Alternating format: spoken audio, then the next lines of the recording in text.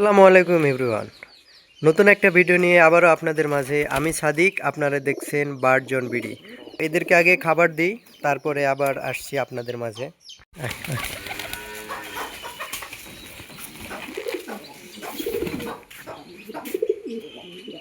কবিতরগুলি খাবার খেতে থাকুক, আমরা ভিতর থেকে ঘুরে আসি।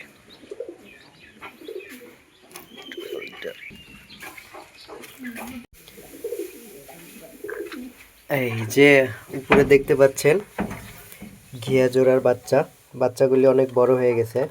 এগুলা সেই আগের বাচ্চা দেখাইছিলাম, তখন ছোট ছিল।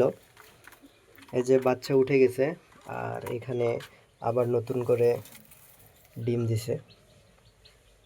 এই যে এগুলা 3-4 দিন আগে দিছে। আর এই যে দেখতে পাচ্ছেন বাচ্চাগুলি অনেক বড় হয়ে গেছে মাশাআল্লাহ। এখানে উপরে কোনায় এখানেও একজোড়া ডিম। তো এখানে একটা বাচ্চা ফুটছিল, তো সে বাচ্চাটি হালাল করা হয়েছে। আর এই যে নিচে বাঘা গিরিবাজের বাচ্চা, এগুলি একই রকমই আসে, তবে এবারের গুলা একটু বেশি কালো আসছে। মাশাআল্লাহ, দেখতে সুন্দর লাগতেছে। রেখে দে। এই যে এখানে কোনায় কালো গিরিবাজ কবুতরের বাচ্চা। এগুলো একদম কালো আসে নাই, একটা কালো আসছে পুরাপুরি কালো, আর একটা কালোর ভিতরে সাদা। অনেকটা, আরে ভাই চলে দাসকা,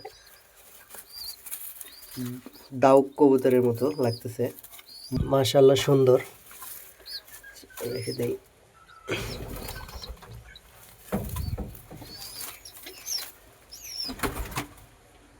এই যে এখানে যে বাচ্চাটি দেখছেন, এটি বাঘা গিরিবাজের আগের বাচ্চাগুলি। এখন দেখেন মাশাআল্লাহ অনেক বড় হয়ে গেছে।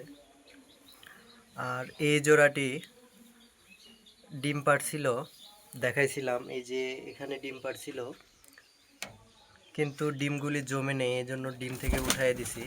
আবারও ডিম পাড়ার প্রস্তুতি নিচ্ছে, 2-3 দিনের মধ্যেই ডিম পারবে। তো আপনাদেরকে দেখাবো ইনশাআল্লাহ। এই যে দেখেন খাবার খেয়ে আসে, বাচ্চাদেরকে খাবার খাওয়াচ্ছে। মাশাআল্লাহ অনেক সুন্দর, এই মুহূর্তগুলো অনেক সুন্দর লাগে। মাশাআল্লাহ, এরা আবারও ডিম পাড়ার প্রস্তুতি নিচ্ছে। আপনাদেরকে বলছিলাম ডিম পারবে খুব দ্রুতই। যে এক পাশে ডিম নিয়ে বসে আছে, আর এই যে অন্যদিকে বাচ্চাদের খাবার খাওয়াচ্ছে। এটাই হচ্ছে সুবিধা, যে একটা বড় জায়গা থাকলে এরা আসলে স্বাধীনভাবে থাকতে পারে। খাবার খাওয়াচ্ছে।